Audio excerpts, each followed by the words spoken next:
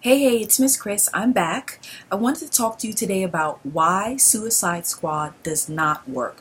Now, personally, I like Suicide Squad, but I didn't really know anything about the comic until the movie was made, so I'm not a real objective critic on the movie. And I also loved Jared Leto's version of the Joker. I know he's getting mixed reviews, but I really loved his whole psychopathic mad love with Harley Quinn and all that. There's something about that. I really like that character.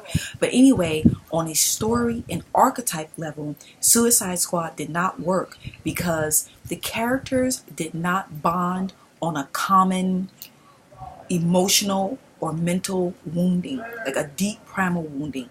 Each of the characters had their own agenda and they didn't bond through this common wounding as a group. So we weren't able to root for them, nor were we able to find something that we could relate to them in our own subconscious, in our own psyches.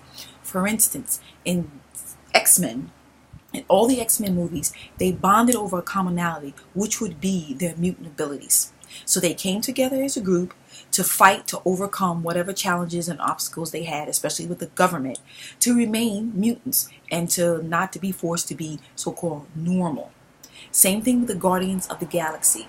They were all criminals. They all had really bad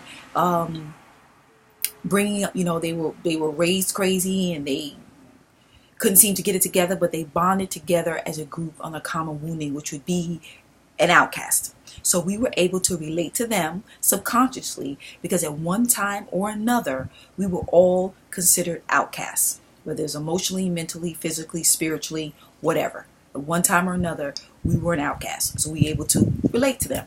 Now with Suicide Squad, we know Deadshot was trying to get back to his daughter.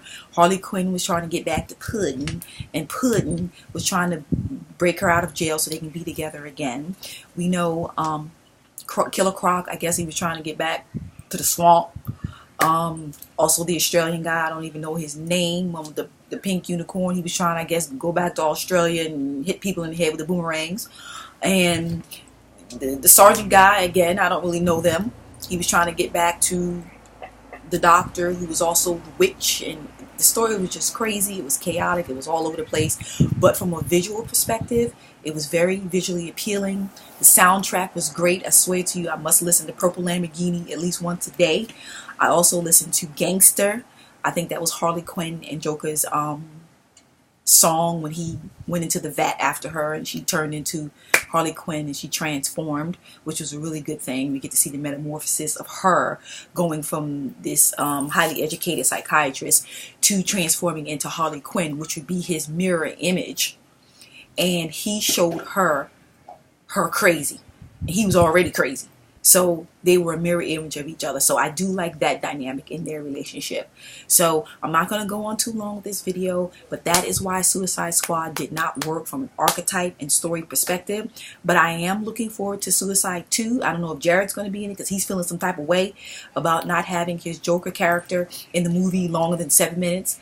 I think we saw him in Purple Lamborghini, the video, longer than we did in the movie.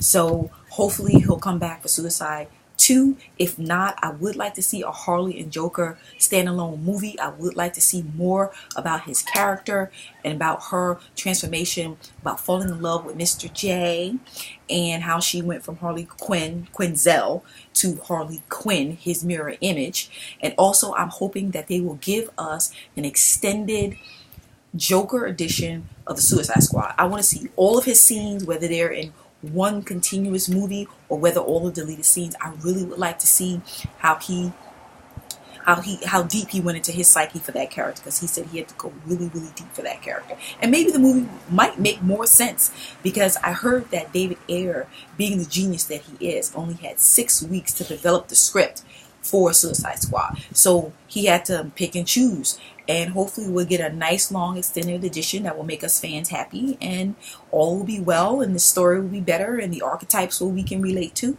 So again, I'm going to do the Jason Bourne video, which is really easy with the archetypes. It's very well written, and we all love Jason Bourne. So until next time, my family of the Fringe, you remember to be the hero of your own story. Peace.